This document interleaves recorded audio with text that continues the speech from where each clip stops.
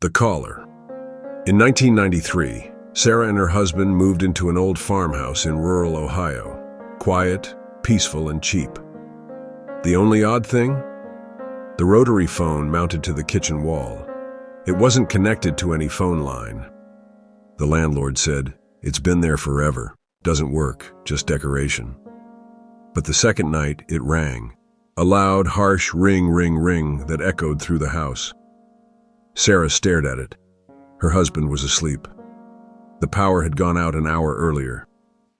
The phone rang again. She answered. At first, only static. Then, a faint voice. "Don't go in the basement." The line went dead. The next morning, she told her husband. He laughed it off. "It's probably crossed wires or some old prank setting."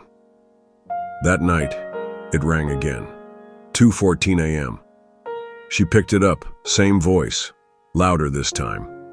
"Don't go in the basement. He's still down there." She didn't sleep. The next day, she found the basement door locked tight, rusted shut. But something had scratched the inside of it, deep gouges in the wood, like fingernails. She called the landlord. He paused when she mentioned the phone. "No one's ever told you?" he said. "The last tenants had a son. He went missing, and they said he was sleepwalking, wandered off. But the police never found him."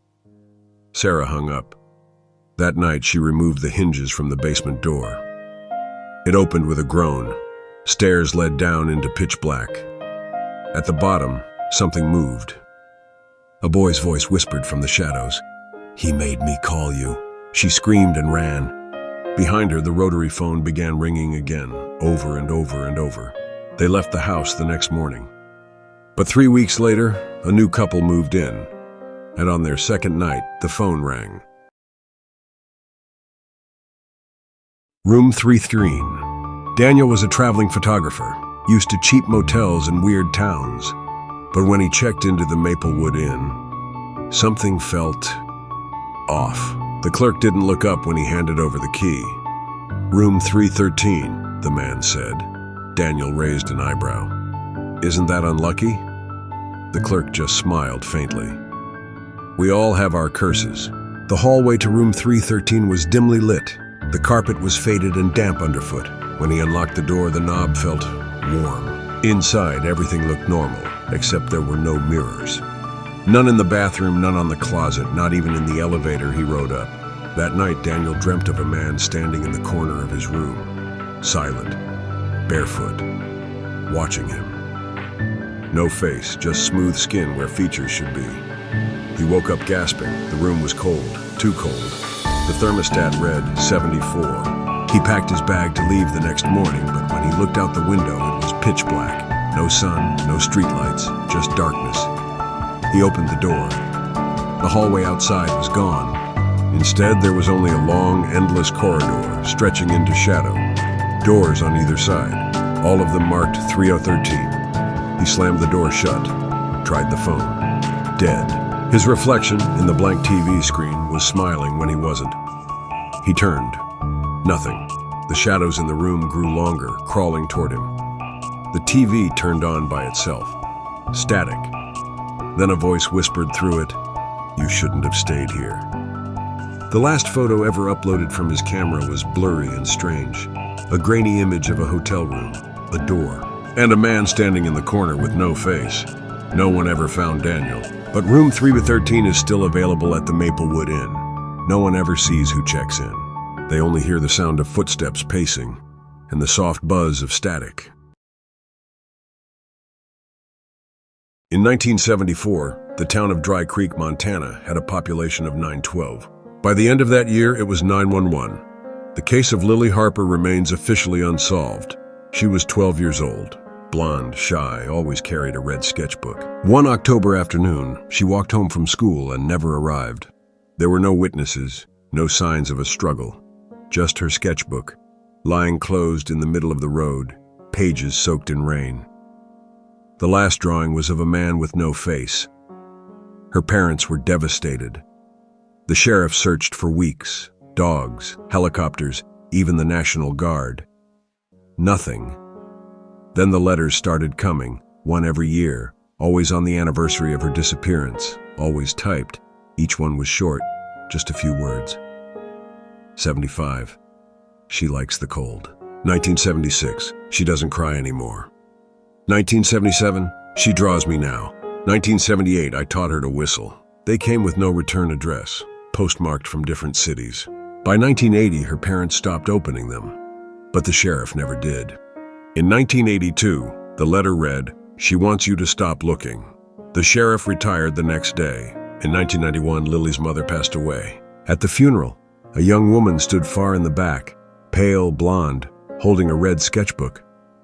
By the time anyone noticed her, she was gone. A week later, a letter arrived. She liked the flowers, then silence, no more letters, no sightings, until 2020. A group of teenagers dared each other to explore the old Harper house. It had been abandoned for years, sealed up like a tomb. Inside, they found dust, broken furniture, and a red sketchbook on the table. The drawings inside were vivid, disturbing: a man with no face, a girl with black eyes, a woman's body with no hands. Pages and pages of torment. On the final page, a date, October 17th, 2021. One of the teens, Rachel, disappeared that same night. Her sketchbook was found days later, on the road where Lily had vanished. The last drawing? A girl with Rachel's face holding a red sketchbook. Behind her, the man with no face. They say if you find a red sketchbook lying on the road, don't touch it. And if you hear whistling behind you, don't turn around. In 2006, a group of college students went hiking in a remote Oregon forest, documenting everything on an old handheld camcorder. It was meant to be a weekend trip: campfires, beer, scary stories. Only 3 of the 5 made it back, and none of them could explain what happened. All they had was the tape. When police reviewed it, the first hour was normal. Jokes, hiking, setting up tents. Around the 1:12:47 mark, things changed. The footage began glitching. Someone in the video says, "Do you hear that?" A sound low like a whisper starts playing in the background. No one can tell what it's saying. Then the group finds something deep in the woods. A door, just a plain wooden door frame, no walls, standing alone among the trees. One of them laughs and says, "Let's open it." They do, and on the other side is a hallway, dimly lit, with wallpaper, like it belonged to a house, but there were no buildings for miles. The camera shakes. Someone says, "We shouldn't be here." They go inside anyway. That's when the screaming starts. The footage cuts, then returns, now inside the hallway. The walls are bleeding. There's no way back. The door is gone. One by one, their voices disappear.